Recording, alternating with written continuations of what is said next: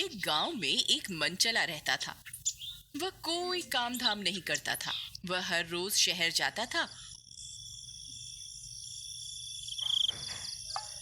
और किसी के भी घर में घुस जाता और जो भी सामान उसे वहां पड़ा हुआ मिलता वह उसे उठा लेता और उसी शहर में उसे बेचकर जो भी पैसे उसे मिलते उससे वह महंगे कपड़े खरीदता और वापस गांव आ जाता।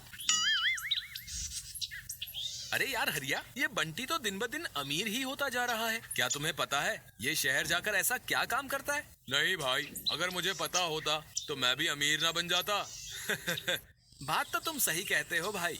चलो इसी से पूछते हैं कि ये ऐसा कौन सा काम करता है। फिर वे दोनों बंटी के घर आ जाते हैं। भाई हमें भी बताओ कि तुम ऐसा क्या काम करते हो, हम भी 2-4 रुपए कमा लेंगे।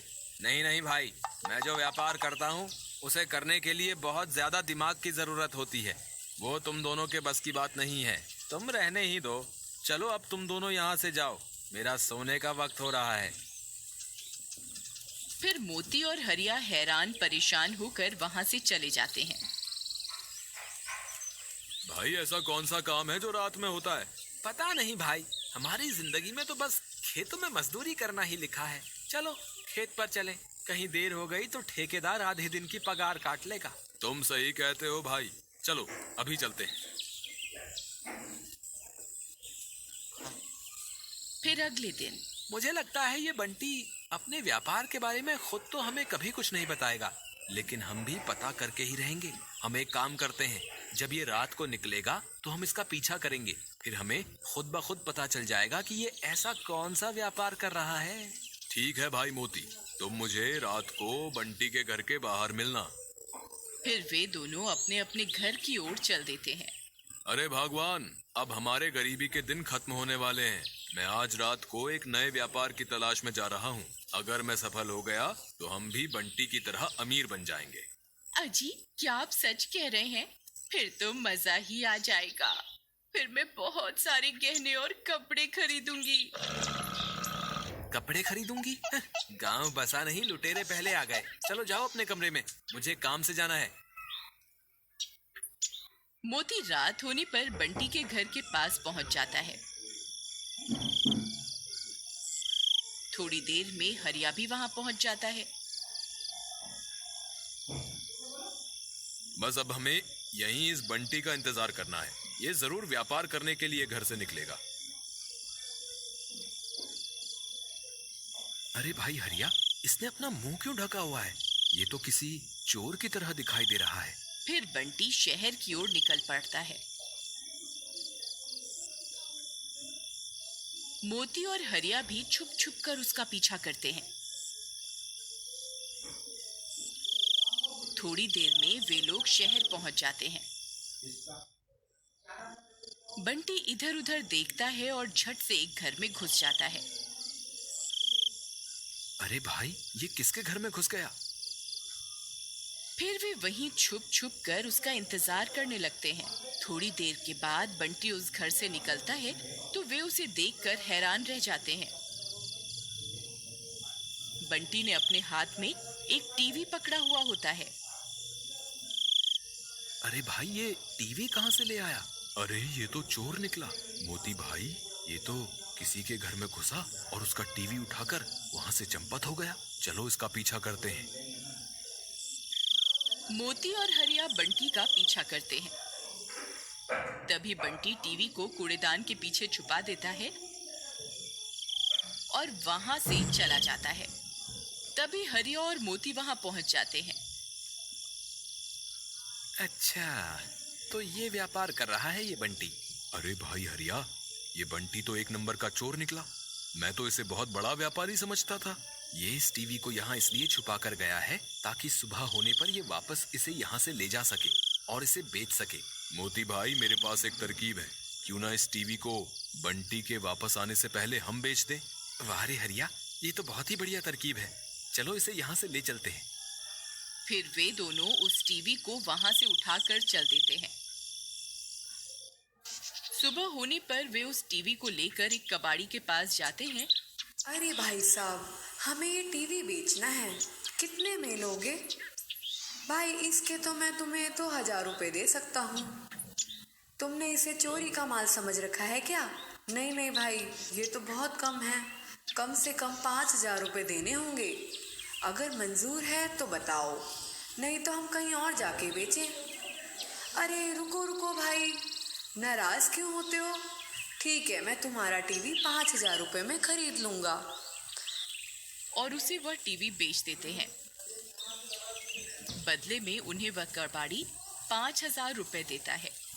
अरे वाह हरिया, आज तो मजा ही आ गया। खेत में पूरा दिन काम करने पर तो सिर्फ 300 रुपए ही मिलते थे, और यहाँ तो एक झटके में हमने 5,000 रुपए कमा लिए। चलो चलो, अब गांव चलते हैं। वहीं दूसरी तरफ बंटी टीवी को वहां ना पाकर परेशान हो जाता है। अरे यार, ये कैसे हो सकता है? मैंने तो टीवी यहीं पर छुपाया था, फिर टीवी कहाँ चला गया? आज का तो दिन ही खराब है।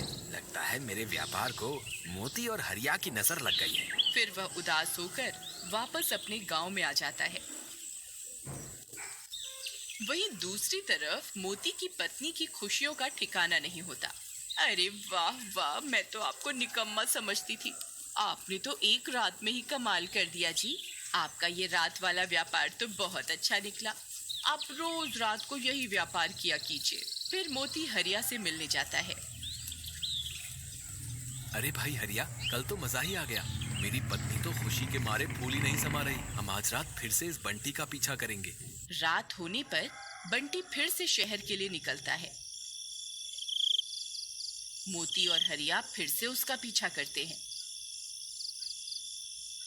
बंटी फिर से उसी घर में घुसता है।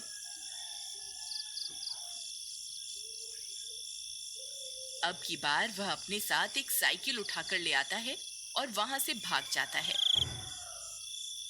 मोती और हरिया भी उसका पीछा करते हैं। बंटी साइकिल को पार्क में बनी झाड़ियों के पीछे छुपा देता है और वहां से भाग जाता है। फिर मोती और हरिया वहां पहुंच जाते हैं। अरे वाह, आज तो इस बंटी ने कमाल कर दिया। ये साइकिल कम से कम 10,000 रुपए में तो बिक ही जाएगी। वे दोनों उस साइकिल को वहां से उठाकर चल देते हैं। सुबह होने पर बंटी उसी पार्क में पहुंचता है। अरे मेरी साइकिल कहाँ गई? मुझे लगता है जरूर कोई ना कोई मेरा पीछा करता है, तभी मेरा सारा सामान गायब हो जाता है। वहीं दूसरी तरफ मोती और हरिया साइकिल कबाड़ी वाले को बेच देते हैं और बदले में पैसे पाकर खुशी से फूले नहीं समाते। अगले दिन रात होने पर अरे यार हरिया, आज तो ये बंटी चोर घर से निकल ही नहीं रहा। अब क्या करें? एक काम करते हैं, इसको छोड़ो, हम खुद ही चोरी करने चलते हैं। फिर वे दोनों खुद ही चोरी करने के लिए शहर निकल पड़ते हैं और उसी घर में घुस जाते हैं।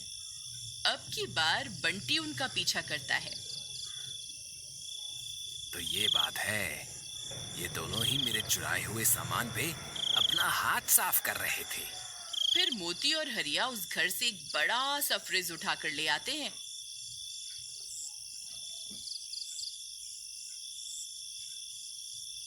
और एक जगह पर जाकर उसे झाड़ियों के पीछे छिपा देते हैं और वहां से चले जाते हैं। फिर बंटी वहां पहुंचता है और उस फ्रिज को वहां से गायब कर देता है। सुबह होने पर हरिया भाई, फ्रिज कहाँ गया? मुझे नहीं पता भाई, मैंने तो तुम्हारे साथ मिलकर इसे यहीं छुपाया था। तुम ज्यादा समझदार मत बनो हरिया। मुझे लगता है तुम अकेले ही सारा मुनाफा हड़पना चाहते हो। कहीं तुमने अकेले ही तो उस कबाड़ी से इस फ्रिज का सौदा नहीं कर लिया? नहीं नहीं भाई, यकीन ना हो तो चलो उस कबाड़ी के पास ही चलकर पूछ लें। फिर वे दोनों उस कबाड़ी के पास जाते हैं तो हैरान रह जाते हैं। बंटी पहले से ही उस कबाड़ी को फ्रिज बेच रहा होता है।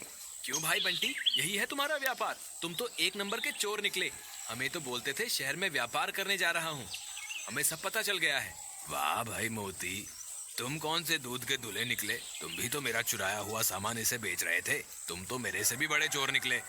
तभी एक दरोगा उनकी सारी बातें सुन लेता है और तीनों को रंगे हाथों पकड़ लेता है। क्यों भाई चोरों, क्या हाल चाल? अरे मर गए रे, ये हम कहाँ फंस गए? दरोगा जी हमें माफ कर दो, हम तो अच्छे भले अपने खेत में खेती कर रहे थे, इस बंटी की वजह से हम लालच में पड़ गए। हाय, हमें माफ कर दो।